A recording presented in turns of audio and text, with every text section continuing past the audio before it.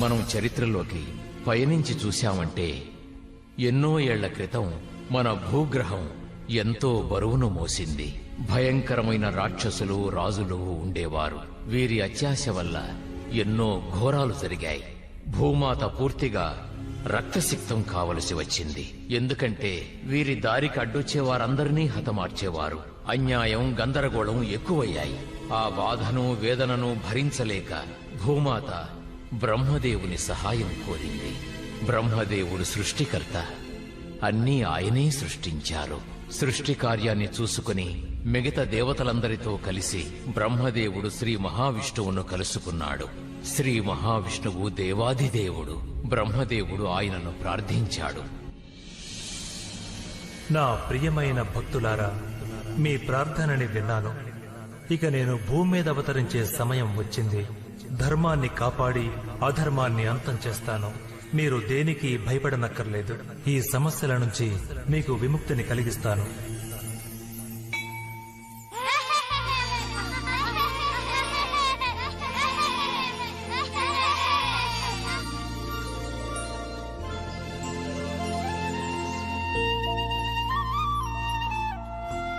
నాయనా కృష్ణ, రావడానికి ఇంత ఆలస్యమైంది? హంసి తన తల్లిని వదిలి రానేలేదు, అందుకే ఆలస్యమైంది. మొత్తం పాలు తాగేసుంటుందని నాకు అనిపిస్తుంది. ఏమిటి మళ్ళీ నా హంసి? త్వరలోనే కృష్ణుణ్ణి మించిపోయేలా ఉన్నావు. జాగ్రత్తగా వెళ్ళిరా నాన్న. నీ రాక కోసం 1000 కళ్లతో ఎదురు చూస్తూ ఉంటాను. కృష్ణ, నాన్న కృష్ణ, నీకోసం నేనొకటి తీసుకొచ్చాను. కానీ నా కోసం మీరు ఇది పెట్టలేదు కదమ్మా. ఇవ్వండి. ఇవి నువ్వు తినకూడదు మధు. ప్రత్యేకంగా ఈ రసగుల్లాల్ని కృష్ణుడికి నచ్చిన విధంగా కృష్ణుడి కోసం మాత్రమే తయారు చేశాను. ఇవి నువ్వు తినకూడదు. వెళ్ళిక్కడి నుంచి. నీకు నీ భోజనం ఇచ్చేశాను కదా.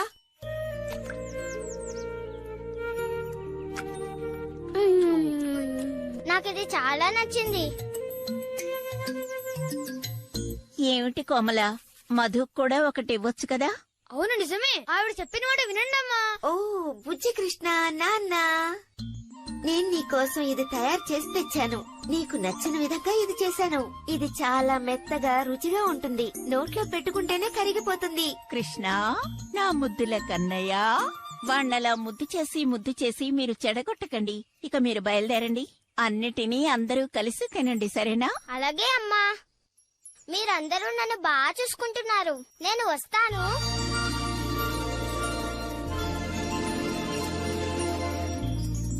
యశోదా, నీ కొడుకు కృష్ణుడు ప్రత్యేకమైనవాడు. అతను మురళి ఎంత బాగా వాయిస్తాడో తెలుసా? మా అందర్నీ మైమర పెంచి నాట్యం చేయిస్తాడు. ప్రతిరోజు కృష్ణుణ్ణి చూస్తూ ఉంటే నాకు ఆనందంగా ఉంటుంది. ఆ రోజంతా ఎంతో తృప్తిగా ఉంటుంది. నువ్వు చెప్పేది నిజమే. ఓ యశోదా, ఒక్కోసారి మా పిల్లల్ని కృష్ణుడి ముందు మర్చిపోతుంటాం. ఎప్పుడూ కృష్ణుడి జ్ఞాపకాలే తెలుసా? నిజంగా నువ్వు చాలా అదృష్టవంతురాలివి. కృష్ణుడు లాంటి కొడుకు నాకు ఉండుంటే ఎంత బాగుండేది. అవును, నాకు కూడా.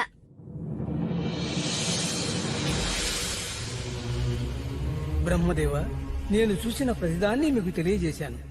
ఈ చిన్న పిల్లవాడు కృష్ణ దేవుళ్లకే దేవుడని నాకు అనిపిస్తుంది. బాగా విను. ఈ ప్రపంచంలో సృష్టి కార్యాన్ని చూసుకునేది నేనే. నాకన్నా బాగా శ్రీ మహావిష్ణువు గురించి ఇంకెవ్వరికీ తెలియదు. ఆయన ఎందుకని వైకుంఠంలో ఉన్న తన జీవితాన్ని వదులుకుని ఒక మామూలు మనిషిగా బృందావనానికి వెళ్లి ఉండాలి చెప్పు?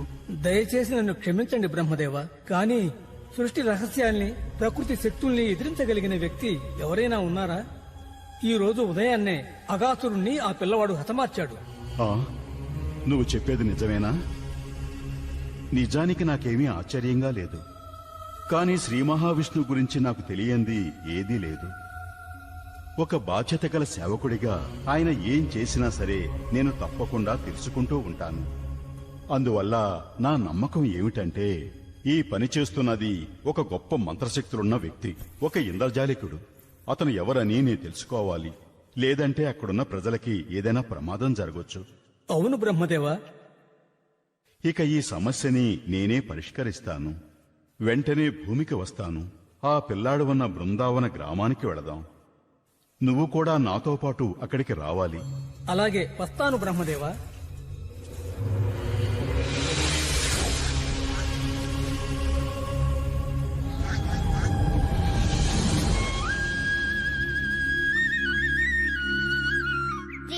స్నేహితులారా, మీ అందరికీ ఎంత సంతోషంగా ఉందో నాకు కూడా సంతోషంగా ఉంది. ఈ బృందావనం అడవుల కన్నా అందమైన ప్రాంతం ఇంకేదీ లేదు. నాకు ఈ అడవులంటే చాలా ఇష్టం కృష్ణ. ఇక్కడ మనం ఆకలితో ఉండాల్సిన అవసరమే లేదు. ఆ?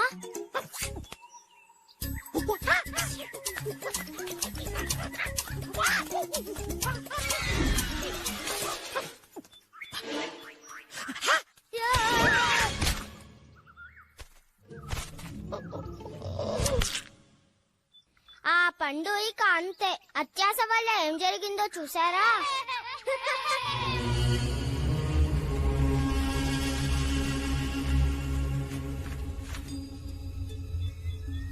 ఓహో, నువ్వు చెప్పిన ఆ పిల్లాడు దాగి ఉన్నది ఇచ్చటేనా?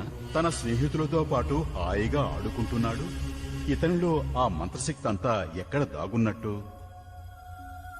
అసలు ఆవులు మేపుకుని ఇతడు ఏ మంత్రాలు వేయగలడు? ఒక్కసారి అతను చేసిన పని చూడండి. ఈ రోజు ఉదయాన్నే అగాసురుణ్ణి చంపాడు. అతను ఎలా? సరే సరే పాండు, ఎందుకింత విరక్తిగా మాట్లాడుతున్నావు? నాకు ఒక ఆలోచన వచ్చింది. చెప్పండి బ్రహ్మదేవ. కానీ ఇప్పుడు మనం ఎదిరించబోయేది ఒక గొప్ప ఇంద్రజాలికుణ్ణి. ఆ దేవుడు నాకు సృష్టి రహస్యాన్ని చెప్పి సృష్టి కార్యాన్ని అప్పగించాడన్న విషయాన్ని నువ్వు మర్చిపోయావా? బ్రహ్మదేవుణ్ణైన నేను ఈ చిన్న పిల్లాడిలో ఉన్న ఏ రహస్యాన్నైనా తెలుసుకోగలను. ఏం చేయాలో చెప్తాను, ఇలా రా.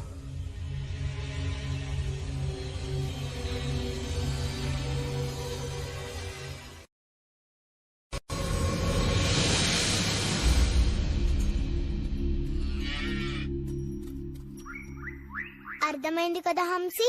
అప్పుడే నువ్వు కూడా ఏదో ఒక రోజు పెద్ద ఆవవుతావు. నువ్వు పెద్ద అయ్యాక మా అందరికి ఎక్కువ పాలని ఇవ్వగలుగుతావు.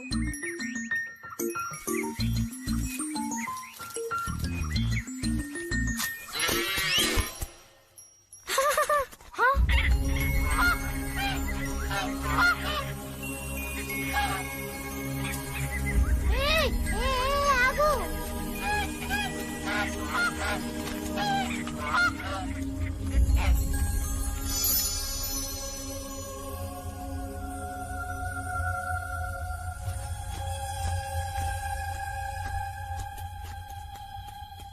హంసి! హంసి! హంసి, ఎక్కడికి వెళ్ళిపోయావు?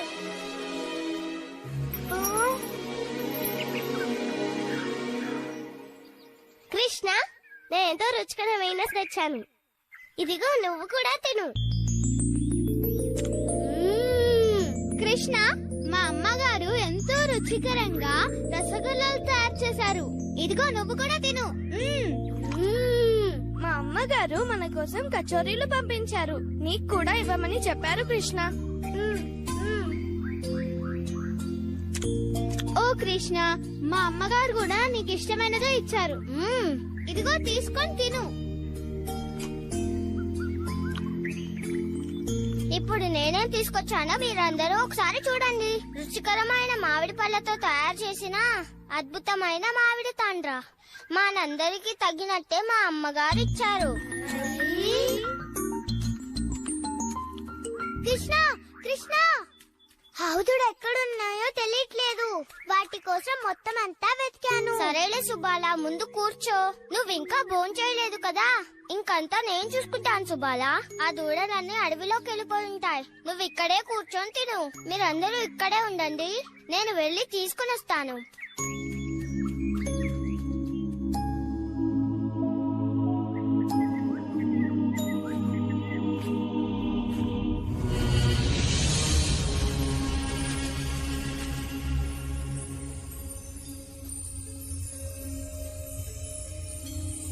ఇక్కడ చెంకీల వర్షం పడుతుంది. ఇది చూడడానికి చాలా బాగుంది. కృష్ణ, నాకెందుకో కానీ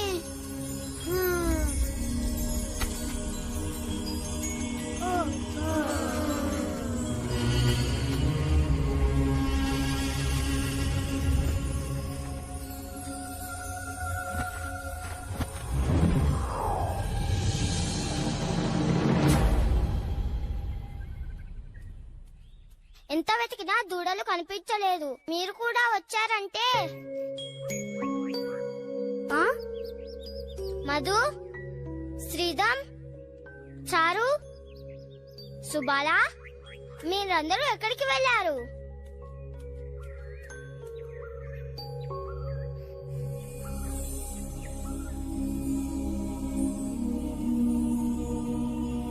ఇక్కడికి ఎవరు వచ్చింటారు?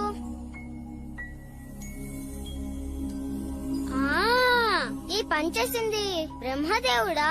నాతోనే ఆటలాడుతున్నాడు.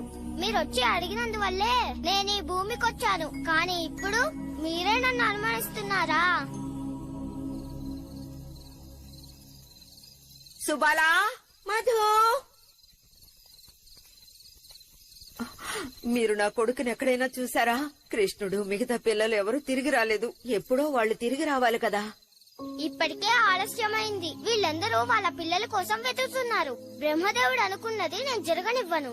ఈ సమస్యలో వీళ్లు బాధపడకూడదు. బృందావనంలో ఉన్న ప్రతి ఒక్కరికి నేనంటే ప్రాణం. ఎప్పుడూ వాళ్ళ పిల్లాడుగానే నన్ను చూశారు. ఇక్కడున్న ఆవులన్నిటికి కూడా వాటి దూడల కన్నా నేనంటేనే ఇష్టం. అందుకని వీళ్ళందరికీ వాళ్ళ కోరికను నెరవేర్చుకునే ఒక అవకాశం ఇవ్వాలని నిర్ణయించుకున్నాను.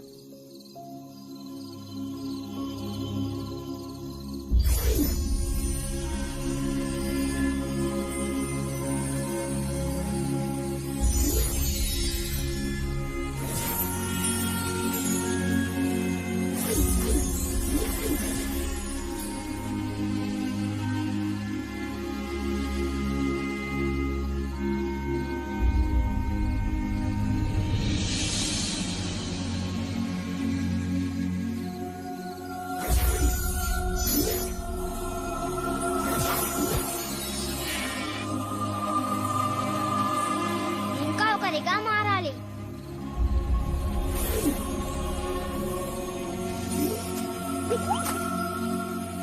సరే, ఇక అందరం మన ఇళ్ళకి వెళ్దాం. అందరూ ఎదురు చూస్తుంటారు, మన కోసం దిగులు పడుతుంటారు.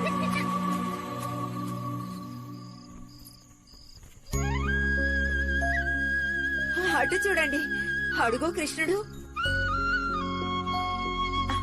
కృష్ణుడు మొహం ఎంత ప్రకాశవంతంగా ఉందో.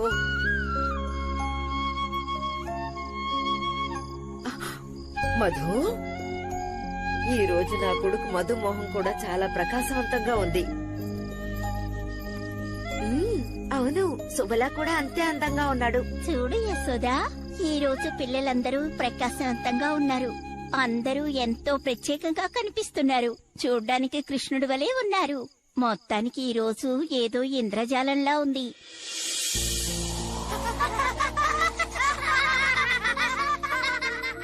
ఆ విధంగా కృష్ణుడు పిల్లల రూపములో, దూడల రూపములో ఆ బృందావనములో జీవించాడు. ఇలాగే ఎన్నో రోజులు గడిచిపోయాయి, ఎన్నో నెలలు గడిచిపోయాయి. కాని బ్రహ్మదేవుడు మాత్రం ఈ పిల్లల్ని, దూడల్ని మాయ చేసి ఉంచారు. కృష్ణుడేమో బృందావనములో ఉన్న తన తల్లిదండ్రుల్ని ఎంతో సంతోషపరిచాడు. ఆవులు కూడా తమ దూడల పట్ల ఎంతో ప్రేమను చూపేవి. గ్రామస్తులు తమ సంతోషానికి కారణమేమిటో తెలుసుకోలేకపోయారు. అసలు నిజం ఏమిటంటే, ప్రతి ఇంటిలోనూ ఉన్నది ఆ శ్రీకృష్ణ పరమాత్మే. ఆ శ్రీకృష్ణ పరమాత్మ అన్నిటిలోనూ ఉన్నారు. మన బృందావనంలో అందరూ ఎంతో సంతోషంగా ఉన్నారు కదా. మీరు చెప్పేది నిజమేనండి. ఎవరూ దేని గురించి చెప్పడం లేదు. తల్లిదండ్రులందరూ తమ పిల్లల్ని చూసి ఎంతో మురిసిపోతున్నారు.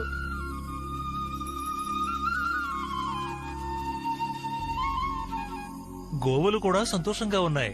ఆవుల నుంచి దూడల్ని విడదీయటానికి పనివారు ఎంతో కష్టపడుతున్నారు. దూడల మీద ఆవులకు మరింత ప్రేమ ఎక్కువైంది. అందరూ ఇలా సంతోషంగా ఉండడం చూస్తుంటే నాకు కూడా సంతోషంగా ఉంది. పిల్లలు ఒకరికొకరు ఎంతో ప్రేమగా ఉన్నారు. కృష్ణుడి మీద నాకున్న ప్రేమ గుర్తుకొస్తోంది. కృష్ణుడు నా పక్కనుంటే నేను నా సర్వస్వాన్ని మర్చిపోతుంటాను. ఇక్కడున్న ప్రతి తల్లి అదే పరిస్థితిలో ఉంది. నాకర్థమైంది యశోదా, ఇదేదో ఇంద్రజాలం. మన బృందావనం ఏదో ఇంద్రజాలంలో మునిగి ఉంది. యశోదా, ఖచ్చితంగా ఇందులో ఏదో ఉంది. నాకు తెలుసు కన్నయ్య, వచ్చింది నువ్వేనని నాకు తెలుసులే. ఓరి దేవుడా, అసలు నేను ఇంత అజాగ్రత్తగా ఎలా ఉన్నానో తెలియటం లేదు. భూప్రపంచం మీద 1 సంవత్సరం గడిచిపోయింది. బృందావనానికి వెళ్లి కృష్ణుడు ఏం చేస్తున్నాడో చూడాలి. అతని స్నేహితుల్ని దూడల్ని కోల్పోయాడు కదా.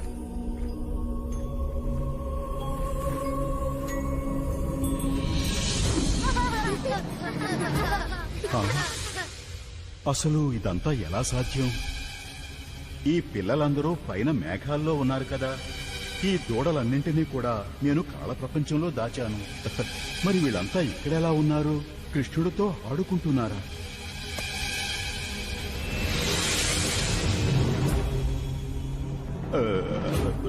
అసలు ఏమిటిది?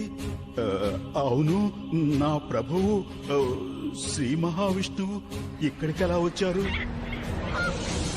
నేనే బ్రహ్మదేవుణ్ణి. మరి ఇంతమంది బ్రహ్మదేవుళ్ళు ఎక్కడి నుంచి వచ్చారు? అసలు ఏం జరుగుతోంది ఇక్కడ? ఓరి భగవంతుడా, అసలు ఈ ప్రాంతంలో ఏం జరుగుతోంది?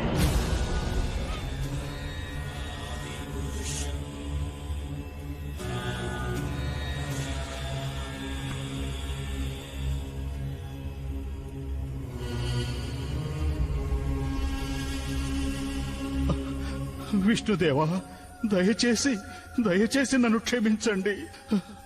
అజ్ఞానంలో నేను ఇలా నడుచుకున్నాను. దయచేసి నన్ను క్షమించండి విష్ణుదేవా. పంచముఖ బ్రహ్మ, మీ ప్రశ్నలన్నిటికీ సమాధానం చెప్పడానికే వచ్చాను. ఎంతైనా మీరు చాలా శక్తివంతురని నాకు కూడా తెలుసు. కాకపోతే మీలో ఉన్న భ్రమ వల్ల మీరు అది మర్చిపోయారు. మీరు నా భక్తుడని కూడా నాకు తెలుసు. మీ మనసులో ఎటువంటి దురుద్దేశాలు లేవు. మీకోసమే నేను ఏర్పాటు చేశాను. నిజాన్ని నువ్వు తెలుసుకోవడం కోసమే ఇదంతా. వీళ్ళని చూడు, ఎన్నో ప్రపంచాల నుంచి వచ్చిన బ్రహ్మదేవుళ్ళు. అప్పుడే నీ గురించి నువ్వు ఒక నిజాన్ని తెలుసుకోగలవు. ఎన్నో వేల ప్రపంచాలున్నాయి. వాటిలో ఒకటి చూసుకునేవాడివే నువ్వు. నీ ప్రపంచాల కన్నా గొప్ప ప్రపంచాలున్నాయి. నీకన్నా శక్తివంతమైన వాళ్ళున్నారు. నువ్వు అనుకున్న దానికన్నా అన్ని విషయాలు చాలా గొప్పవి. కృష్ణ, నేను చాలా పెద్ద తప్పు చేశాను. తెలియక ఈ విధంగా చేశాను. నీ గొప్పతనం 1000 సూర్యుళ్ళ కన్నా ఎక్కువ. కాకపోతే నాకు అర్థం కానిదేమిటంటే, బృందావనంలో ఉన్న నీ స్నేహితులకి నీ గొప్పతనం ఎందుకు అర్థం కావటం లేదు? వాళ్ళు మామూలుగా స్నేహితుడిగానే మిమ్మల్ని ప్రేమిస్తున్నారు. వాళ్ళ ప్రేమ నిజంగా అంత స్వచ్ఛమైనది. నేనేం చేసినా సరే, పెద్ద పని అయినా చిన్న పని అయినా సరే, వాళ్ళకి నేనంటే ఇష్టం. జ్ఞానంతో వేదాలను చదివి అన్ని విషయాల్ని తెలుసుకున్నా నన్ను అర్థం చేసుకోలేరు. నన్ను అర్థం చేసుకోవాలంటే నిజమైన భక్తి, ప్రేమ ఉండాలి. హే కృష్ణ, విష్ణుదేవుని రూపమే మీరు. ఓ ప్రభు, దయచేసి నా అజ్ఞానాన్ని క్షమించు.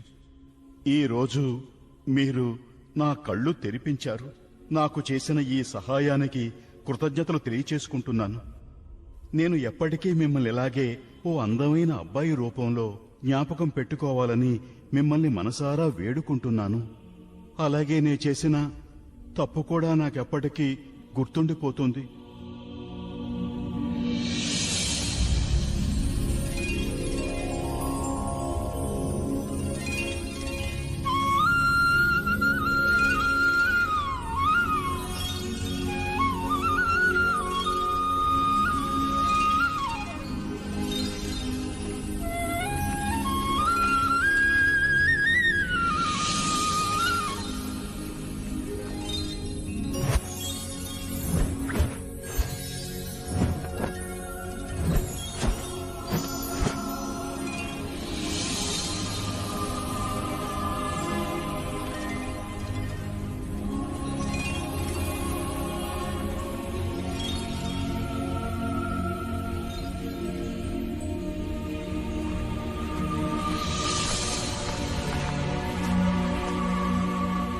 ఏంటి మిత్రులారా, ఎంతసేపు ఇలా నిద్రపోతారు? ఇంటికి వెళ్లే సమయమైంది. కృష్ణ, నాకెంతో ఒక విచిత్రమైన కల వచ్చింది. అవును, నాకు కూడా. కడుపు నిండా తిని మధ్యాహ్నం పూట నిద్రపోతే ఇలాంటి కలలే వస్తుంటాయి. నాకైతే సంవత్సరం అంతా నిద్రపోయినట్టుంది. ఒక్కొక్కసారి నిద్రపోతుంటే ఎంతకాలం గడిచిందో ఎవ్వరికీ తెలీదు.